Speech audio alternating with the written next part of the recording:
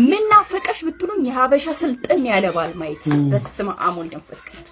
አረ ሰልጠኑልን እንደው በቅዱስ ሚካኤል ይያቻለሁ ነው ወይስ ሰላማዊ ሰልፍ እንውጣ ሀበሻ ወንዶች ሰልጥኑ ብለን ምን ነው ሸዋ እንዴ? ትናንትና አስቤዛ ልገዛ ሰፈር ወዳለ አትክልት ቤት ጎራ አልኩኝ ማለት ነውና አንድ ልጅ አዝላለች፣ እንደገና ደግሞ አንድ ልጅ ይዛለች። ሁለቱም ወንዶች ናቸውና አንዱ ልጅ ቀሚሷን ይዟል፣ አንዱ ልጅ አዝሏታል። ከዛ ባል ሆዬ እንዲህ ደረቱን ያገማሸረ ወንበር አለ፣ ወንበር ላይ ተቀምጦ እግሩን ሰቅሎ ቲክቶክ ያያል ማለት ነው። እሷ አስቤዛ እየገዛች ነው። ከዛ እኔ ቆም ያለውኝ እኔ ቆምኩት ዕቃ ልገዛ አይደለም፣ ኖርማሊ ባለ አትክልት ቤቶቹን ስለማውቃቸው ከነሱ ጋር ያወራሁኝ ነው ዘመሜ ማለት ነውና እኔ ሳልመጣ በፊት አስቤዛ ማድረጋችም ነበረ ብሎ ይላታል ማለት ነው። በዛ ስለታ አይደለም እኮ ልጆቹን ይዤ አይመቸኝምና ምገዛዛውን ነገር ገዛዝቼ ወደ ቤት ሲሄድ ልጆቹንም ዕቃውንም የሚይዝልኝ ሰው ስለማይኖር ቢያንስ አንዱ ታግዘኛለህ ብዬ ነው እላል ማለት ነው ቲክቶኩ። ከዛ አስቤዛ አረገች። እግዚአብሔር አንድ ይረዳት አንድ ያገዛት ነገር የለም። ሁሉንም ነገር እሷ ነች እንትን ሽንኩርቱን ቲማቲሙን ሁሉ ነገር እያደረገች ልጁ ቀሚሱን ልቅቅ አድርጎ ወደ ኮብልስቶን ነውና ኮብልስቶኑ መኪና የሚተላለፍበት ነው። ወደ ኮብልስቶኑ ገባ ማለት ያሹ ልጁ አላላትም ቁጭ ብሎ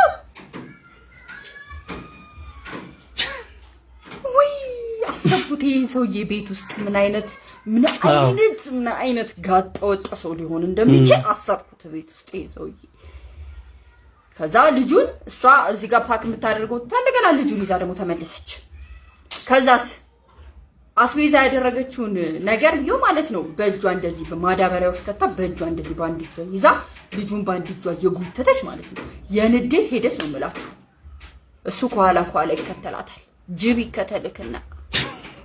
ጅብ ይከተል አንተ ቆሞ ቀር አንተ ነህ ባል የምትባለው። አንዳንዶች ገንዘብ ማምጣት ትዳር የሚመስላችሁ፣ ብር ማምጣት ባልነት የሚመስላችሁ ኮተቶች ባፍንጫችን ውጡ። ጅብ ይጎተተ ቅዱስ ሚካኤል እዛ ይሄ ሰውዬ ቤት አስቡት። እናቴ ትሙት ነው የምላችሁ። ቤት አስቡት። ይሄ ሰውዬ ገምሻራ ደሜን ያፈላኝ። እናቴ ትሙት ምን ሆኜ እንደተናደርኩላ አዶን ነው እግዚአብሔር ተናዳለች። የምር በቦታው ስለነበረች ስሜቱ ስለምታውቀው ነው።